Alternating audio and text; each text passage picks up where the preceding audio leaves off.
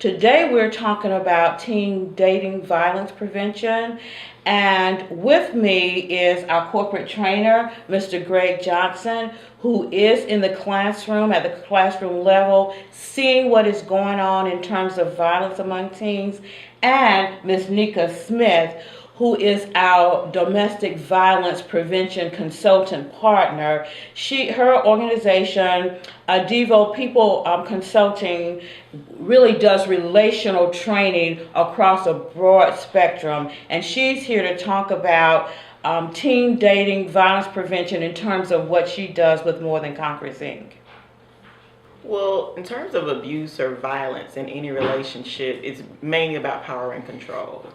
And it's not always physical.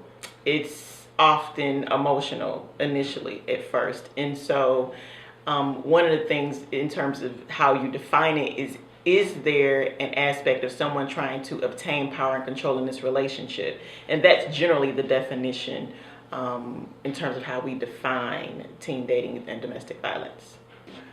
A great antidote is engagement. Parents have to be involved in their kids' life. Research says that the single most common reason that relationships, and particularly marriages, dissolve is the lack of conflict resolution skills, or the inability to resolve conflict. Well, if a person is a teenager, if a teen does not have the ability to, or the skill set, as Ms. Flip was saying before, to work through conflict with people they're in a relationship with, then that transfers and it translates into their adulthood.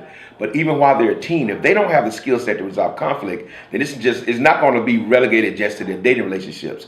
You will see that in how they relate to their siblings, how they respond to direction given by parents, how they handle teachers. They'll see it. So if the parent is engaged in that teen's life and they recognize that they're lacking in some of those relational skills, then that could be a clue or indicator that then I wonder how this is manifesting in their dating relationships. And even to that end, one of the things that we teach out of More Than Conquerors Inc. to teens is that a lot of behaviors that we see that is common, but common does not equal normal. Right. But we see it so much that we perceive it as normal behavior, and that is what you see most often, but it is not normal behavior. So then we try to structure what normal behavior looks like within relationships across the board.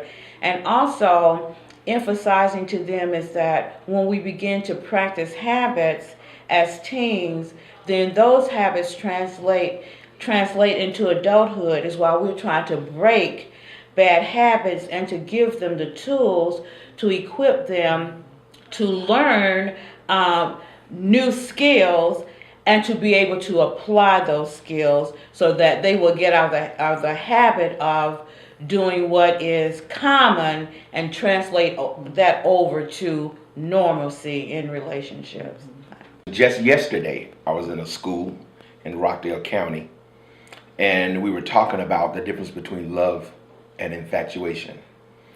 And many of them, particularly, well, it went across the board, both genders, guys and girls, and if I might add, across ethnic groups, where they felt that being a little physical was appropriate if someone didn't do what you needed them to do. Mm-hmm. The term that we were using was snatching.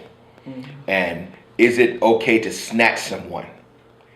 And many of the guys felt, yeah, if they won't move when you tell them to and you need them to, it's okay to snatch them. And a lot of the girls, I would say surprisingly, but I think I've pretty much gotten used to it now, sort of felt like that's a sign of leadership and strength.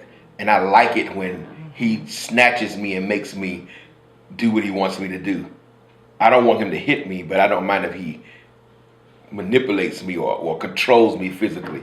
And so we had to have a whole discussion about how that's not a caring behavior, but many of them interpret it as that.